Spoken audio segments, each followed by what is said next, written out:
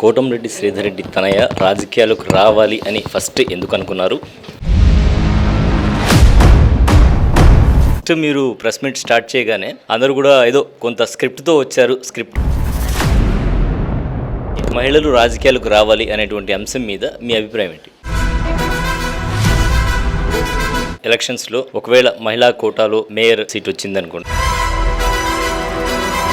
నాన్నగారిలో మీకు నచ్చిన అంశం, అలాగే బాబాయ్లో మీకు నచ్చిన అంశం. ఫినిక్స్ అంటారు కదా, అంతా కింద పడిపోద్ది, మళ్ళీ that bird will form it again from the Ashes.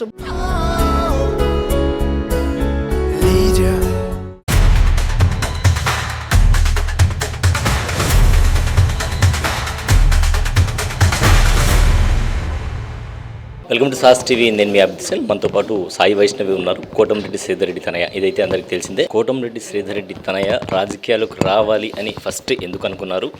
అలాగే ఏం చదువుకున్నారు మీరు? నేను రాజకీయాల్లో రావాలని ఎప్పుడు అనుకోలేదండి. నేను ఎప్పుడు కూడా నాన్నకి సహాయంగా ఉండాలని అనుకున్నాను. అదే గతంలో కూడా చేశాను, ఇప్పుడు కూడా అదే చేస్తున్నాను. ఫస్ట్ టైం ప్రెస్ మీట్ పెట్టినప్పుడు అందరూ కూడా అదే అనుకుంటారు జనరల్గా.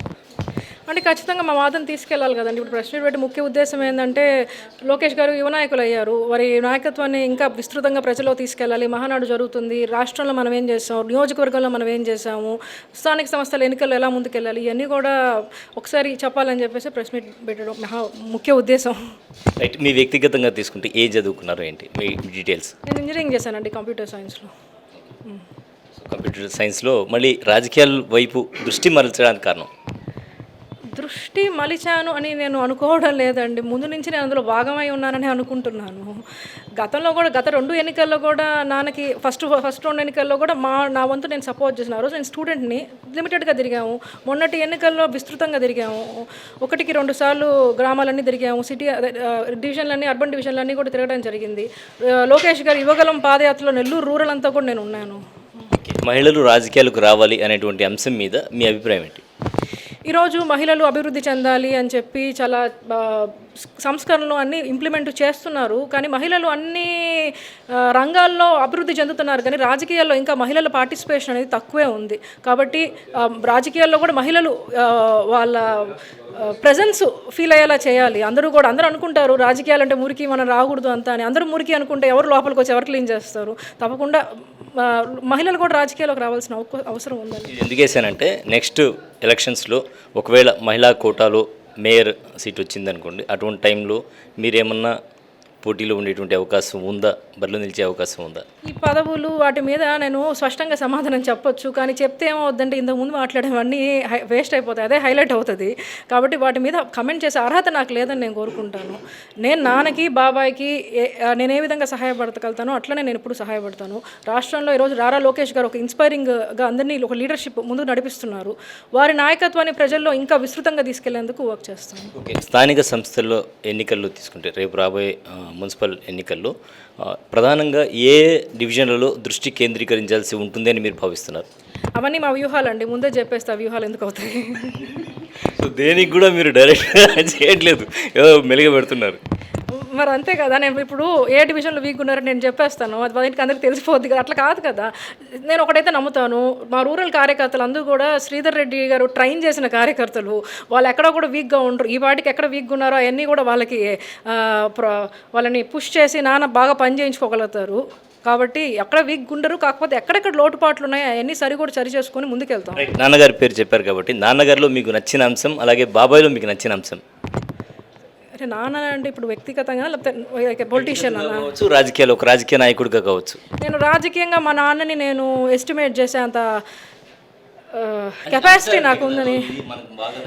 ఒక అంశం నాకు బాగా నచ్చింది, రెసిలియంట్. ఎలాంటి పరిస్థితుల్లో అయినా సరే, ఈ ఫినిక్స్ అంటారు కదా, అంతా కింద పడిపోద్ది, మళ్ళీ that bird will form it again from the ashes. బూడిద నుంచి మళ్ళీ తయారవుద్ది. ఆ రోజు నేను అదే బిలీవ్ చేస్తాను. He is very very very very resilient. అంటే ఆయన ఎలాంటి సందర్భంలో నుంచి అయినా కూడా తట్టుకొని నిలబడగలుగుతా వ్యక్తి, అంత హైలీ రెసిలియంటు. ఈరోజు రాజకీయ నాయకుడిగా ఆయన ఎవరన్నా విమర్శించొచ్చేమో, అది బాగా చేశారు, ఇది బాగా చేశారు అని ఏదన్నా విమర్శలు ఉండొచ్చేమో, కానీ నెల్లూరు రూరల్ నియోజకవర్గ ఎమ్మెల్యేగా గత 12 ఏళ్ళు కూడా ఆయన ఏ తప్పు చేయలేదు. నేను బలంగా చెప్పగలుగుతాను, నెల్లూరు రూరల్ ప్రజలకి ఎప్పుడు కూడా అకౌంటబుల్గా ఉన్నారు. వాళ్ళ విషయంలో అయితే ఏ తప్పు చేయలేదు. బాబాయ్ మంచి తోబుట్టువు. ఈ నాన్న ఏదైతే చెప్తారో అదన్నీ కూడా ఖచ్చితంగా ఇంప్లిమెంట్ చేస్తారు. ఈజ్ లీడ్ చేస్తారు బాగా, అంత టీమ్ని లీడ్ చేయడం అంతా కూడా బాగా చేస్తారు. Next what is your target? What ever నాన్న బాబాయ్ నేను వాళ్ళకి ఎలా పడగలుగుతాను అని వాళ్ళు భావిస్తే నేను అలా సహాయపడతాను వాళ్ళకి. రాష్ట్రంలో నారా లోకేష్ గారి నాయకత్వాన్ని విస్తృతంగా ప్రజల్లోకి తీసుకెళ్లేందుకు ప్రయత్నిస్తాను. సో ఫస్ట్ మీరు ప్రెస్ మీట్ స్టార్ట్ చేయగానే అందరూ కూడా ఏదో కొంత స్క్రిప్ట్తో వచ్చారు, స్క్రిప్టెడ్ అని అనుకున్నారు. దాని తర్వాత స్లోగా మరి బాలకృష్ణ గారి ప్రశ్నలు కానీ మిగతా వాళ్ళు వేసినటువంటి ప్రశ్నలు కానీ సమాధానాలు చెప్పడం, మీరు కార్యకర్తల పేర్లు గుర్తుపెట్టుకొని చెప్పడం, ఇదంతా కూడా డిఫరెంట్గా ఉంది. భవిష్యత్తులో ఇలాగే ఇంకా స్క్రిప్ట్ అన్నారు, ఏదైనా కూడా ప్రెస్ మీటే కాదు స్పీచ్ అయినా కూడా బాగా మాట్లాడాలంటే మనకు ఒక అవగాహన ఉండాలి. మొత్తం పాయింట్ టు పాయింట్ స్క్రిప్ట్ మనం ఏం మాట్లాడో తెలియకపోయినా goal of the press meet ఏంటి, బాడీ ఏంటి, ఎండింగ్ ఏంటి, ఈ బేసిక్ అనేది మనకు ఐడియా ఉండాలి. ఈ బేసిక్ అనేది ఐడియా ఉంటే మనం మన ఎక్స్పీరియన్స్ని బట్టి, ఇప్పుడు మహానాడులో ఆ రోజు ఆ మూమెంట్ నేను చూసి ఫీల్ అయింది, అవి ఎక్కడ యాడ్ చేయాలో నాకు తెలుసు. కాబట్టి అవన్నీ కూడా మనం ఎప్పటికప్పుడు ఫ్రేమ్ చేసుకోగలుగుతామని నమ్ముతాను. కానీ గోల్ బాడీ మాట్లాడే చాతుర్యత అదైతే మీకుంది. ఆల్ ది బెస్ట్ అమ్మా. థ్యాంక్ యూ సో మచ్ అండి. సో మొత్తానికి ఇదనమాట విషయం. రాజకీయాల్లోకి రావడానికి అంటే ఆల్రెడీ కొనసాగుతున్నాం కాబట్టి కొనసాగుతుంది. ప్రత్యేకమైనటువంటి గోల్ అయితే ఏం లేదు.